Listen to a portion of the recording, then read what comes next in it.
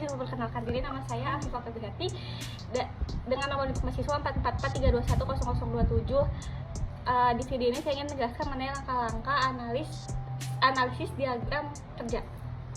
Yang pertama itu di sini sudah ada tabel yang berisi aktivitas dari A sampai L, kemudian ada kegiatan pendahulu dan juga durasi dari si aktivitas tersebut. Yang pertama itu kita buat diagramnya terlebih dahulu.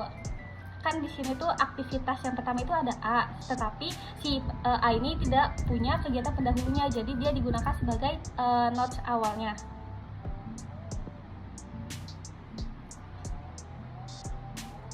Kita tulis satu. Nah kemudian ini kita tulis A. Terus kemudian untuk aktivitas B itu kegiatan pendahulunya itu A. Berarti si B ini, si aktivitas pendahulunya itu kan A.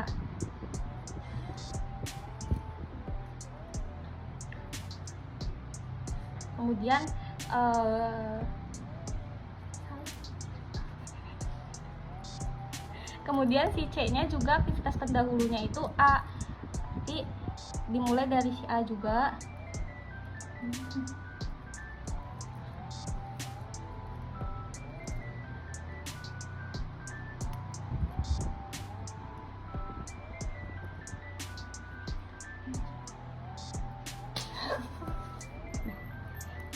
Nah ini untuk kode C. Kemudian si kode D ini tuh dia kegiatan pendahulunya itu C, berarti kita bikin lingkaran atau notes itu dari si kode C.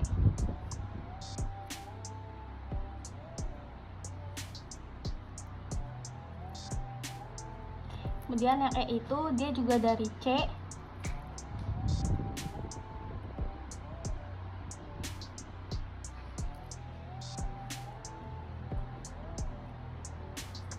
Kemudian untuk kegiatan F itu dia dimulai dari E, jadi ditarik ke sini.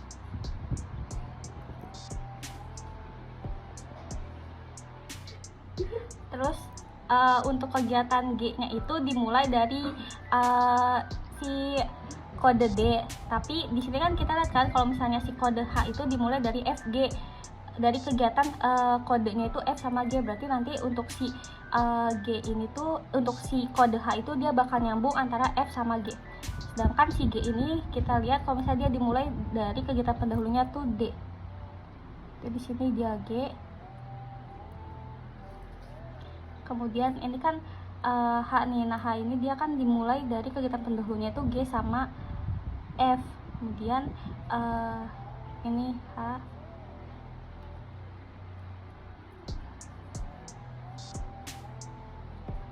Nah, si I itu dimulai dari kegiatan pendahulunya itu H.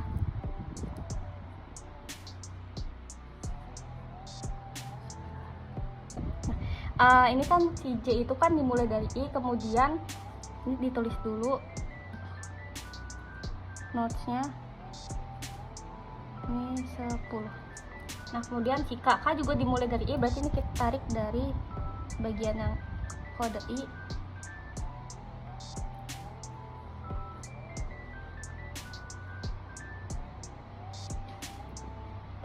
Kemudian yang terakhir itu L. L ini kan karena terakhir jadi dia ditaruh di sini, ini kurang gede. Ini L, ini karena kurang gede jadi kita tulis agak di samping aja ya. Kemudian selanjutnya itu kita tentuin nilai maksimum dan minimum. Pertama itu kita tentuin nilai maksimum dulu, tapi sebelum itu kita tulis durasi terlebih dahulu. Di sini A itu durasinya 1, kemudian B itu 2, C itu 4, terus D itu 2, E 3, F itu 3, kemudian G itu 2, H 3, I 2, J 2, J 2, kemudian K nya 2, dan L itu dia 4.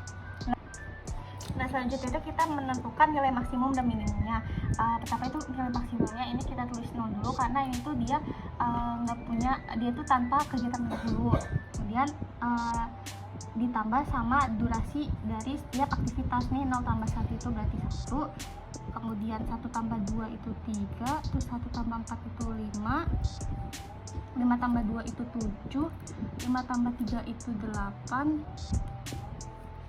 Nah ini kan dia kan nempel gitu kan si kodenya ini atau notesnya. Jadi kita pilih salah satu dari penjumlahan kode dan juga durasinya yang paling gede. Jadi di sini tuh kan dia 7 tambah 2 itu kan 9, kemudian 8 tambah 3 itu 11. Nah yang paling gede itu kan 11, berarti kita pilihnya 11.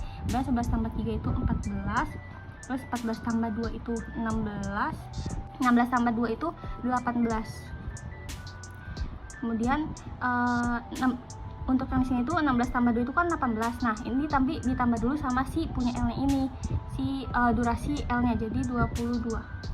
Nah itu untuk nilai maksimum. Kemudian untuk nilai minimumnya itu nilai untuk kode paling akhir itu tuh dia maksimum dan minimumnya itu harus sama, jadi ini juga bawahnya 22.